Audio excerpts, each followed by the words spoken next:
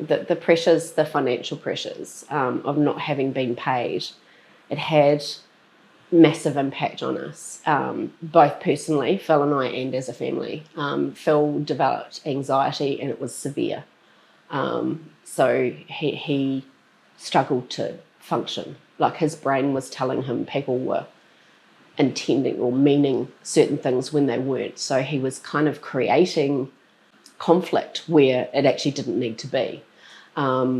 Whenever he would try to deal with something like a team member or staff member not performing or doing the wrong thing, he would sort of stew on it and it would come out quite aggressive, and then it would become about, the issue would become about his behaviour rather than the problem.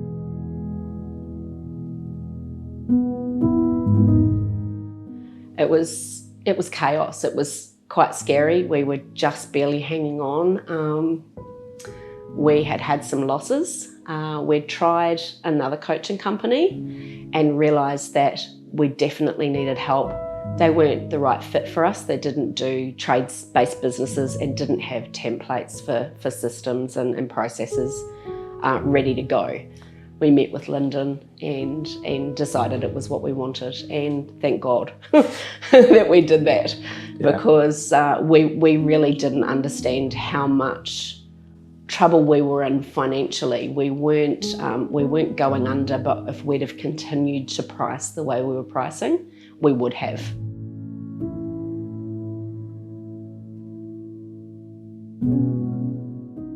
The pressures, the financial pressures of not having been paid, it had massive impact on us, both personally, Phil and I, and as a family. Phil developed anxiety and it was severe. So he struggled to function. Like his brain was telling him people were intending or meaning certain things when they weren't. So he was kind of creating conflict where it actually didn't need to be. Whenever he would try to deal with something like a team member or staff member not performing or doing the wrong thing, he would sort of stew on it and it would come out quite aggressive, and then it would become about, the issue would become about his behaviour rather than the problem. And so it was very hard to deal with, because we were losing clients that had loved us. It was just roiling inside of him, and he didn't even know that it was he didn't realise it was actually extreme as it was. And that's the anxiety. It wasn't actually something he was doing consciously. So I was struggling with that too, because I was struggling to minimise the impact on the business so it didn't sink us, trying to support him and help him through it, bearing the brunt of his anger a lot of the time unfairly, and he didn't even know that he was really dishing it out. And also trying to grow up two boys, to teach them that this behaviour is not okay, but it's mental health. It's not deliberate. It's not, So felt like all the time I was walking a tightrope. And so I stopped sleeping, 2 to 4 hours sleep a night, had all sorts of health problems, put on lots of weight, high blood pressure, pre-diabetic, rosacea,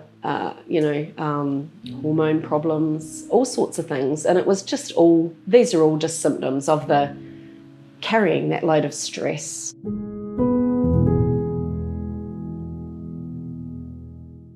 Well, we'd come from some losses, so we were really struggling. Phil and I were sharing $600 a week as an income and living off family assistance, which was running out because our kids were getting old enough to not qualify for it any longer.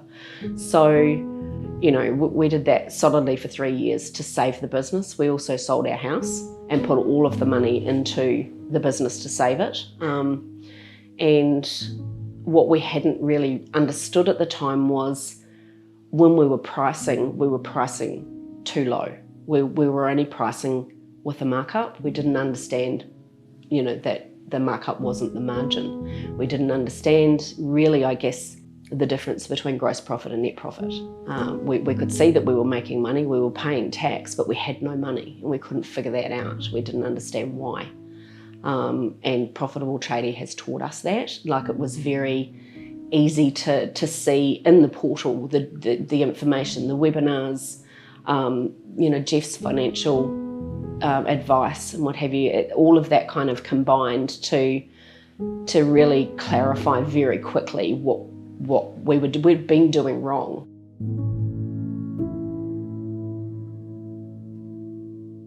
I guess the tangible stuff that we've implemented, and from the Profitable Tradie portal, or the materials that are available to us, have been things like our financials, where we are back costing our jobs. We understand what our costs are. We understand what our gross profit margin needs to be to then make a profit.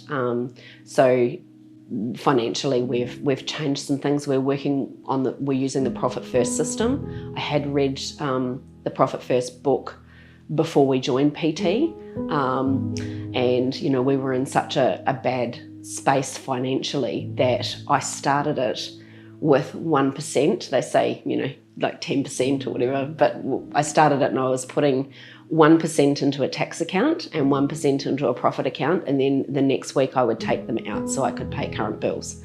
And then I would do it again. Every invoice that came in, I would put 1%, and then I increased it to 2%, and as we go. And now, now I'm paying 10% out of each invoice, into the profit account, into the tax account, and I'm expecting to take our first disbursement this year when we go back into the home ownership market and buy our own home. So, so that's something that we've implemented. The 20s have been huge for us. I am not a perfect implementer of the system by any means, and I'm not as regular as I would like to be, and I'm working on that. But when I do them, and I keep them up with the team, I notice the culture shift in the team. They feel listened to, they feel invested, like they feel like we're invested in them, and they start then hitting their targets and achieving their goals, like both like for work and personally, which is pretty cool. The marketing process, I'm working on that at the moment too. I'm not good at it. I don't enjoy it, but I'm learning it, and I'm actually finding some things in there that I enjoy, and I've actually found some real bonuses on how I can present the business, and it's clarified to me what makes our business unique and why we are the people why we're the company that our clients should hire over and above any of our competition. So that's really cool. It's giving me a bit of a posture boost, and then the hiring. Like, the hiring process with PT is next level. Like, we've been able to pick up, I don't think we still have the same people that we started with. They're all changed. They're all different.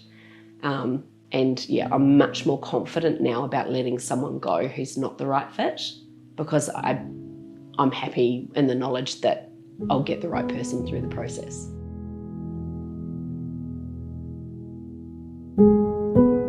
I think within that the team understand that,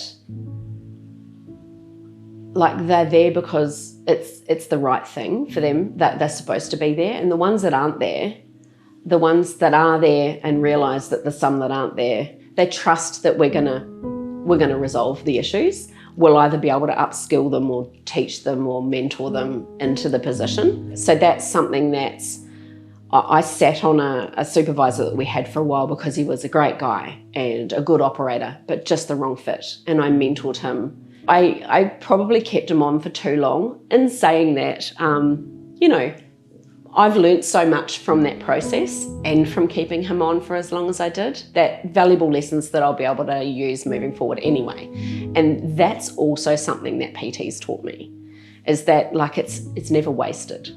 The lesson is never wasted, but make sure you pay attention to the fact that it's a lesson.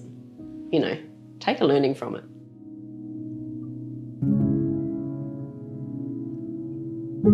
So I guess it's given us choice. It's given us freedom. It's nice to have the problem of stressing about how much time something is taking rather than how much it's costing. Like, can we throw another $1,000 at this and just make it done? is that. So it's just gives you a different perspective. Your problems don't go away, but they're not as difficult. The ones that you get are much easier to deal with when you don't have the stress of not knowing if you can afford, rent or mortgage or fuel or wages.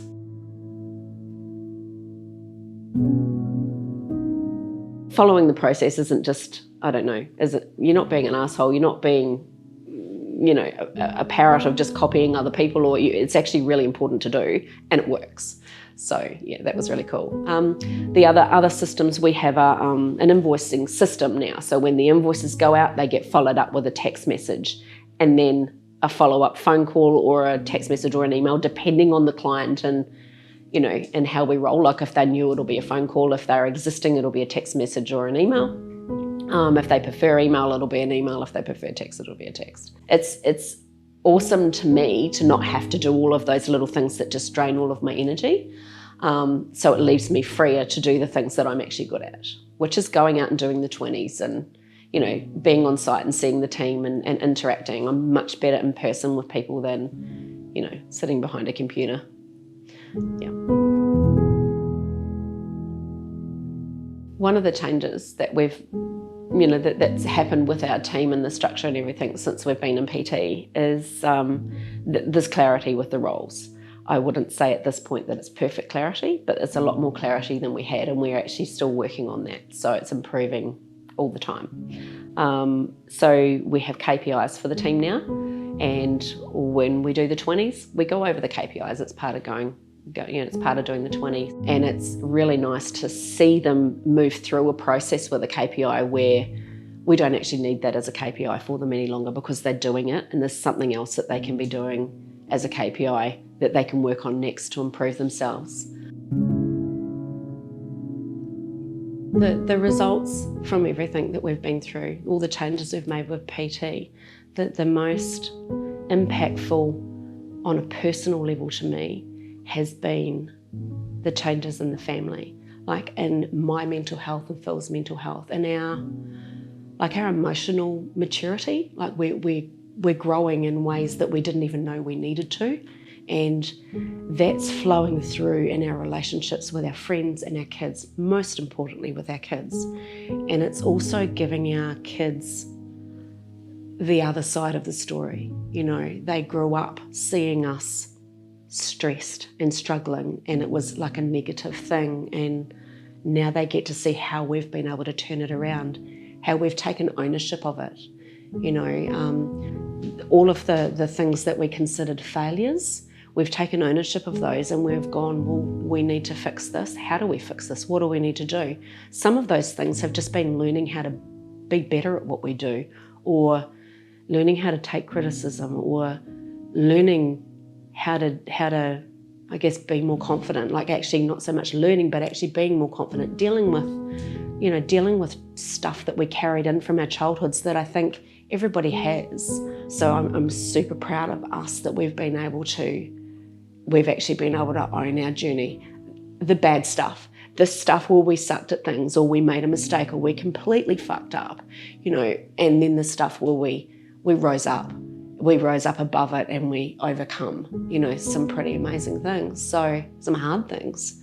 That's been the biggest impact for me, has been the benefit to my family. And then from a business perspective, the impact has been that we're still here. We're proving all those wrong that thought they were going to sink us by not paying us and putting us out of business. One client that didn't pay us knew he was never going to pay us from the start. He's a prominent solicitor in town with his own business, and he donates hundreds of thousands of dollars to charities all around the place, and he's the biggest you'll ever meet, really. But anyway, in my opinion. Yeah. But he's already, and he's very proud of the fact that he broke another civil contractor, and the guy actually had to leave the country. Just not a very nice person. But the nicest person that you'll meet to your face, one of those really two-faced people. He didn't pay us. He screwed us over quite badly, and he said to me, and we were going to sue him, and he called me and he said to me, "Kirsten, He said, you'll sue me. He said, and you'll win. He said, but I'll appeal it straight away. And you'll win again. And I'll appeal it again. And he said, and did you know in this country we have unlimited appeals? He said, so I'm just going to keep appealing, or you keep spending all of your money on lawyers' fees, and I don't have to spend them because I am a lawyer, you know, until I break you and you back to New Zealand. And I'm like, oh my gosh. So that's when I kind of realised that sometimes even when you're right, you can't actually win that way. But I feel like I've won, because I might not have the kind of business that he has or make the kind of money that he makes, but I can look myself in the eye in the mirror in the morning when I get up, and he didn't break us, and we aren't going back to New Zealand, except for holidays. And he can get fucked. The changes have completely changed our lifestyle. Like the things that we've been able to do, and I think we have this pretty amazing life now, you know. We were going for a weekend. We would leave early on a Friday and we would come back late on a Sunday just to get away. We have a few different places, so, you know, depending on the weather and the time and whether they're booked out. So yeah, but we have some favourites, definitely. One of the things that we did there, we sat on the beach. There's this beach called the Sunset Beach, or Sunset Bar actually, and you just go down to this beach. And it's on the Broadwater on South Stradbroke Island. And we were watching all these boats go past. And, you know, I've never really cared too much about boats or whatever, never really been on them much. But Phil grew up in the Marlborough Sounds boating. And that was one of the things he wanted to do when we come here. And he had to sell the boat when we had trouble with the business that he'd got, and we had never really had much of a chance to use it. So it was like a dream sort of unrealised. And so sitting there and I'm like pointing out these boats, I'm like, oh, so how much do you reckon that one is? And, you know, oh, what would you like that one, or would you like that one? And we were talking about, and we started sort of dreaming about having a boat. So then I spent the next year saving. So we would do jobs where we'd get paid for scrap steel. So I would save it, I wouldn't put it in the bank, you know, we'd be paying the bills and I'd pay tax and stuff, but I would just keep the money aside. So it wasn't anywhere anyone could see, and it just accumulated. So before you knew it, I had $20,000. And like Phil was having a really hard time about something, and he'd worked his ass off for something and it hadn't come off. And he was feeling a bit down about it, and I'm like, how can I cheer him up? And I'm like, oh, so did you want to buy a boat? And he goes, you're so stupid, Kirsten, you can't afford a boat. Yeah. So we went and bought a boat that weekend. And it was like, yes, we can. Don't do it on your own. You know, don't make the mistakes we did. Find someone like PT or a business mentor close to you or that you know of, and ask them for advice and help, and go where that leads you. Most businesses don't get to start from so far behind like we did. So starting from zero, I always used to look at that and think, oh, that'd be such a luxury, you know. But starting from there, you know, if you go in early and get the help and get help with the systems and get some guidance and figure out your finances, you've just got such an advantage over every other business. Such an advantage. You know, you can have your own boat. And, you know, even when I look now, looking back at the losses that we had through people not paying us, you know, some of those we had to walk away from and not fight for when we probably would have won the fight, but we just had no reserves to pay for a legal team to actually allow us to do that. So, you know, having that money in the bank as profit, as, you know, as a buffer to allow us to, you know, having that now has allowed us to make some different choices. We're making choices based on growth and potential and what we want, rather than, oh my God, you know, we've got this bill coming up, how are we going to manage it? How are we going to do payroll next week? We don't have enough money, this guy hasn't paid. Or if these people don't pay, how are we going to do this? So, you know, we've learned so much already from Profitable Tradie, and there's still so much that we have to learn.